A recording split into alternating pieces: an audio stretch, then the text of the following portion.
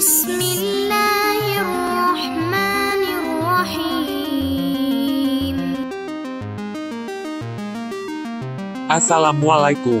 Halo sahabat semua yang budiman. Semoga diberi kesehatan dan keberkahan selalu oleh Allah Subhanahu wa Ta'ala. Salam sejahtera dan selamat datang di channel Alkisah, channel YouTube terkini. Besarkan volume video Anda, fokus dan siapkan diri Anda mendengarkan kisah ini.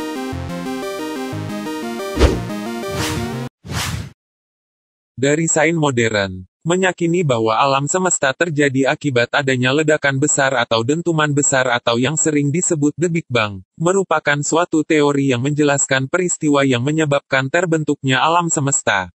Sains mengatakan, berdasarkan pemodelan ledakan ini, alam semesta awalnya dalam keadaan padat dan sangat panas, mengembang secara terus-menerus hingga hari ini. Berdasarkan pengukuran sains, tahun 2009 bahwa keadaan awal alam semesta bermula sekitar 13,7 miliar tahun lalu. Teori Big Bang diungkapkan pertama kali oleh biarawan Katolik Roma Belgia yang bernama Georges Lemaitre pada tahun 1931. Dari asumsi yang dikemukakan, bahwa semua energi dan partikel yang ada terbentuk secara kebetulan, yang mengasumsikan bahwa pembentukan alam semesta tidak didesain atau ada yang mendesainnya. Padahal alam semesta ini terdiri dari sistem-sistem yang sempurna yang saling berhubungan, yang bergerak dan beredar dengan perhitungan yang akurat. Dari asumsi yang dikemukakan, seakan meniadakan adanya campur tangan Sang Pencipta, Allah Subhanahu wa Ta'ala. Selanjutnya seorang astronom Jerman yang bernama Chi von Weizsäcker pada tahun 1940 mengungkapkan matahari adalah cikal bakal terbentuknya bumi kita. Di dalam bukunya dia mengatakan bahwa 4,5 miliar tahun lalu tata surya terdiri atas matahari yang dikelilingi massa kabut gas. Karena panas matahari yang sangat tinggi, maka unsur-unsur yang ringan dari kabut tersebut menguap ke angkasa tata surya, sedangkan unsur-unsur yang padat, yang berat tertinggal dan membentuk gumpalan yang menarik unsur lain yang ada di angkasa tata surya, lalu berevolusi membentuk planet-planet termasuk bumi kita. Apakah benar seperti itu? Mari kita simak kajiannya menurut kitab suci Al-Quran. Sebelum lanjut, bantu Alkisah mengembangkan channelnya dan menyebarkan share dengan mengklik tombol subscribe dan tekan tombol lonceng untuk mendapatkan notifikasi video terbaru dari Alkisah. Semoga bermanfaat. Amin. Penciptaan alam semesta menurut Al-Quran. Mari kita simak ayat-ayat Al-Quran berikut.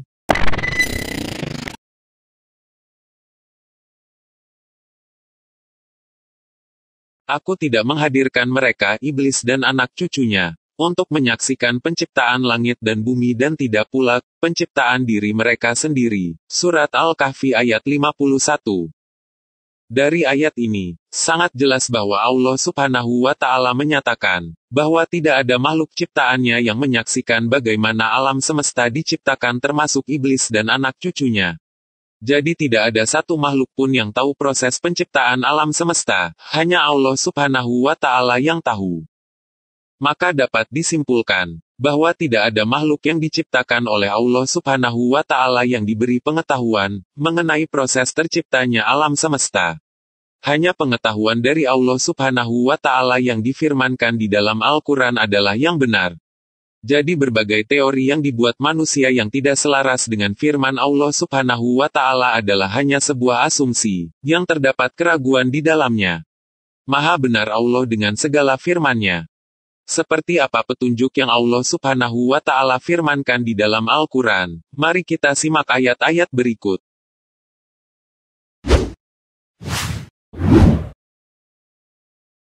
Dan dialah yang menciptakan langit dan bumi dalam 6 masa, dan adalah singgasananya, sebelum itu, di atas air, agar dia menguji siapakah di antara kamu yang lebih baik amalnya. Dan jika kamu berkata, kepada penduduk Mekah, sesungguhnya kamu akan dibangkitkan sesudah mati, niscaya orang-orang yang kafir itu akan berkata, ini tidak lain hanyalah sihir yang nyata. Surat Hud ayat 7.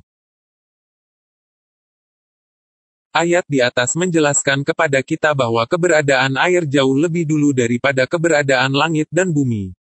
Jadi air lebih tua umurnya dibanding langit dan bumi. Hal ini dikuatkan oleh sabda Nabi Muhammad Shallallahu Alaihi Wasallam berikut.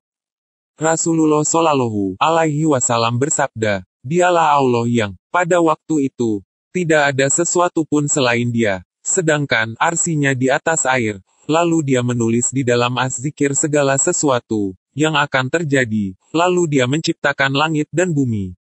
Hadis Bukhari, nomor 2953. Kemudian Ibnu Hajar menjelaskan dalam kitab Fathul Bari bahwa ayat-ayat dan hadits-hadits tersebut digabungkan dan dikompromikan. Makhluk yang pertama diciptakan adalah air, kemudian arsi, kemudian pena. Hadits yang menjelaskan, pertama kali yang Allah ciptakan adalah pena. Maksudnya adalah pertama kali setelah adanya air dan arsi.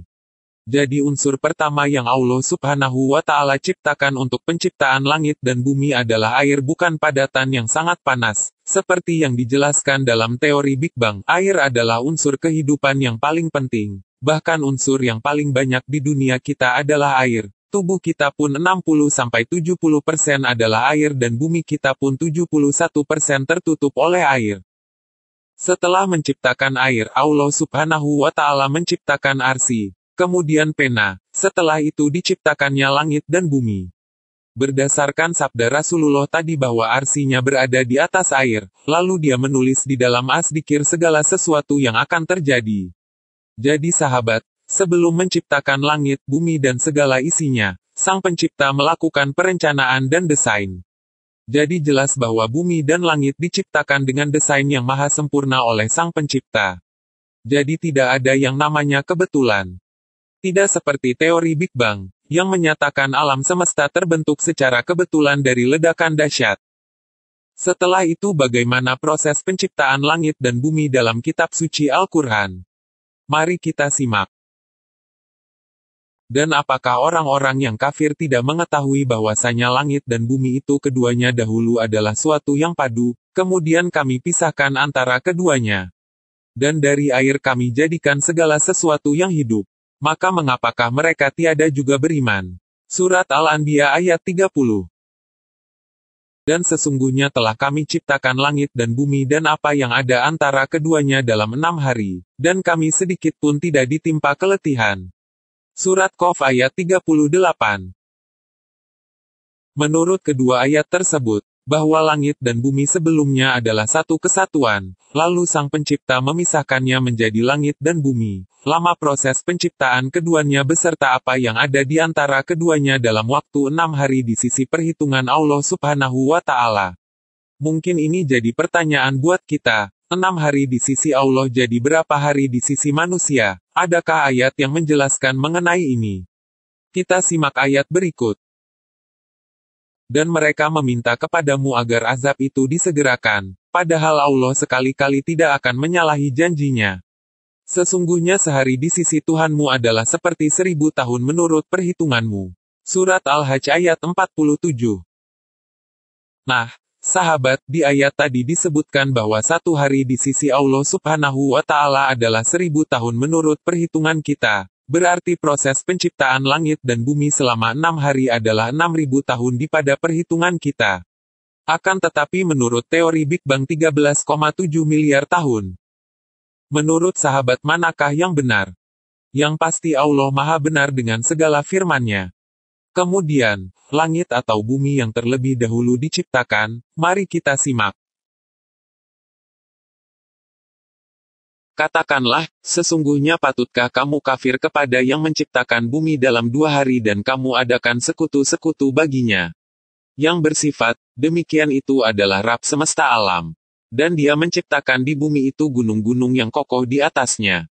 Dia memberkahinya dan Dia menentukan padanya kadar makanan-makanan, penghuninya dalam 4 hari. Penjelasan itu sebagai jawaban, bagi orang-orang yang bertanya.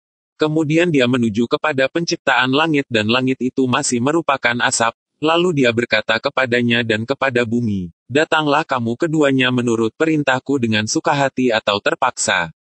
Keduanya menjawab, kami datang dengan suka hati. Maka Dia menjadikannya 7 langit dalam 2 masa.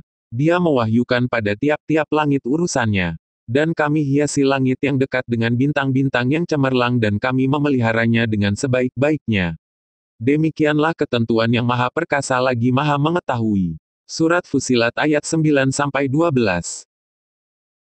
Ada dua hal yang perlu dibedakan terkait proses penciptaan langit dan bumi. Pertama, mengawali penciptaan, ibtida al-halki. Dan kedua, penyempurnaan penciptaan, taswiyah al-halki.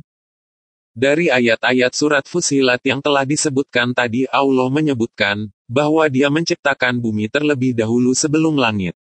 Sehingga secara ibtida al-halki, bumi lebih awal dibandingkan langit.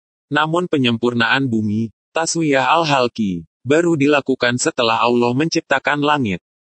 Di sini kita bisa simpulkan bahwa langit dan bumi sebelumnya menyatu lalu Allah pisahkan. Pada saat itu langit masih dalam bentuk asap, kemudian Allah menciptakan bumi dalam 2 hari lalu menciptakan gunung-gunung yang kokoh di atas bumi dan menentukan kadar-kadar makanan yang diperuntukkan untuk penghuni bumi menjadi 4 hari. Setelah itu, Allah Subhanahu wa Ta'ala menciptakan langit yang kala itu masih berbentuk asap dan menjadikan 7 langit dalam 2 hari lalu menghiasi langit yang terdekat dengan bintang-bintang yang bersinar. Jadi sahabat, penciptaan langit dan bumi berdasarkan Al-Quran dan hadits tadi adalah sebagai berikut. 1. Tidak ada makhluk yang mengetahui proses penciptaan alam semesta termasuk manusia, iblis dan keturunannya. Ini menegaskan bahwa kebenaran pengetahuan penciptaan alam semesta hanya dari firman Allah yang ada di Al-Quran. 2. Unsur pertama yang Allah ciptakan adalah air. 3. Bumi tercipta terlebih dahulu sebelum langit. 4. Semua benda langit termasuk bintang-bintang berada pada langit terdekat dari bumi. 5. Bumi dan langit serta segala isinya diciptakan selama 6 hari atau 6 masa di mana 1 hari sama dengan 1000 tahun. 6. Allah menjadikan segalanya yang hidup dari air. Mungkin sahabat banyak yang mengetahui bahwa banyak artikel dan video yang menggunakan kutipan Al-Quran untuk mencocokkan dengan teori sains modern walaupun terkesan dipaksakan. Menafsirkan menurut akal pribadi tanpa peduli bahwa telah ada mufassirin terdahulu ahli tafsir yang menjelaskan makna ayat-ayat yang ada di dalam Al-Quran sesuai pengajaran Rasulullah Shallallahu Alaihi Wasallam dan sekarang sudah banyak yang menyimpang dari ajaran Rasulullah tersebut. Bahkan sudah banyak yang menjadikan teori sains modern sebagai rujukan kebenaran. Bila kita lihat orang-orang yang membuat teori sains, apakah mereka Muslim? Kebanyakan dari mereka kafir bahkan tidak mengakui adanya Tuhan. Patutkah kita sebagai seorang Muslim yang beriman menjadikan mereka sebagai rujukan kebenaran? Seharusnya seorang Muslim menjadikan Al-Quran dan hadis sebagai rujukan kebenaran yang hakiki. Silahkan ikuti terus perkembangan channel ini dengan mengklik tombol subscribe. Pada video selanjutnya kita akan membahas mengenai kosmologi alam semesta menurut Al-Quran. Terima kasih telah menonton video ini. Semoga bermanfaat.